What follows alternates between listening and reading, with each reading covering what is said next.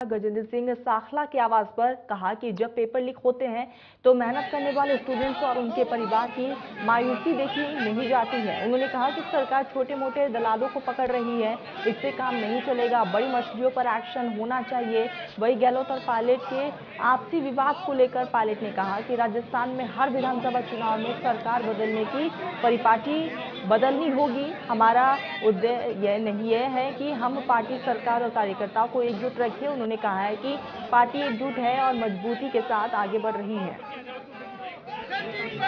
इसके नेतृत्व में लड़ा जा रहा है। क्या आप जानते हैं कि राहुल जी ने राजस्थान के अंदर 18 दिन तक लगातार अपनी महाजन यात्रा निकाली और लगभग 350 किलोमीटर चले। तो इस यात्रा का जो संदेश है वो देश में लोगों को कैसे आपस में जोड़कर रखा जाए, जो संवैधानिक संस्थाओं को खोखला करने का काम केंद्र सरकार कर रही है, उसके विरोध में समाज में जो आक्रोश है, टकराव है, हिंसा है, घृणा है, उसके विरोध में वो काम कर रहे हैं। और 30 तारीख को ये सभा जो यात्रा है ये संपन्न होगी। हम लोगों का दायित्व बनता है इस यात्रा के बाद अपने अपने प्रदेशों में इस यात्रा के जो मैसेज संकेत हैं, जो इसका मैसेज है वो जनता तक लेकर जाए।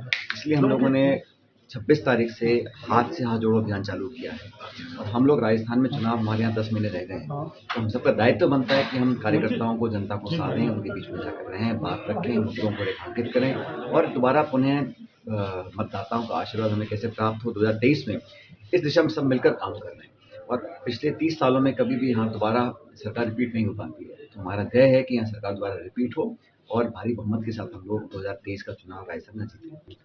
लेकिन मुझे लगता है कि कल मैंने एक किसान सभा को संबोधित किया था। किसान के बच्चे, ग्रामीण क्षेत्र में रहने वाले जो बच्चे हैं, बच्चियां हैं, बहुत मेहनत कर बहुत विपरीत परिस्थितियों में परीक्षाएं देते हैं।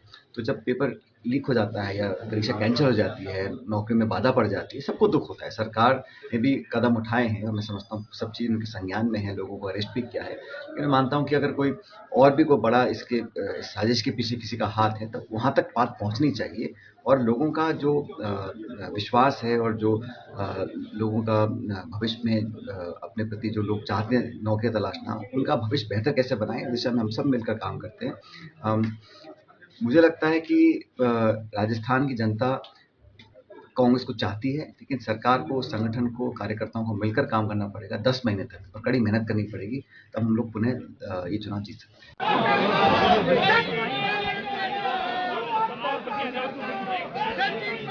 तो पेपर लीक पर सचिन पायलट का ये बयान सामने आया और इस दरमियान सचिन पायलट ने साफ तौर पर कहा कि पेपर लीक के आरोपियों को बख्शा नहीं जाएगा। स्टूडेंट्स और उनके परिवार पर क्या असर होता है ये हमने देखा है। पेपर लीक पर पायलट ने मीडिया से मुखातिब होते हुए ये बयान दिया। उन्होंने साफ तौर पर कहा कि परिवार वालों की मायूसी नहीं देखी जाती है। हालांकि सरकार जो है लगातार इस पूरे मामले को लेकर सख्त से सख्त कदम उठा रही है और इसी में आगे सचिन पायलट ने यह भी कहा कि आरोपियों के खिलाफ सख्त एक्शन भी लिया जाएगा और ताबड़तोड़ कार्रवाई को भी अंजाम दिया जा रहा है। और दूसरी तरफ सचिन पायलट ने कहा कि लगातार हमारी पार्टी आगे बढ़ती जा रही है और किसी भी तरह की तल्खियां पार्टी में नहीं देखने को मिल रही है।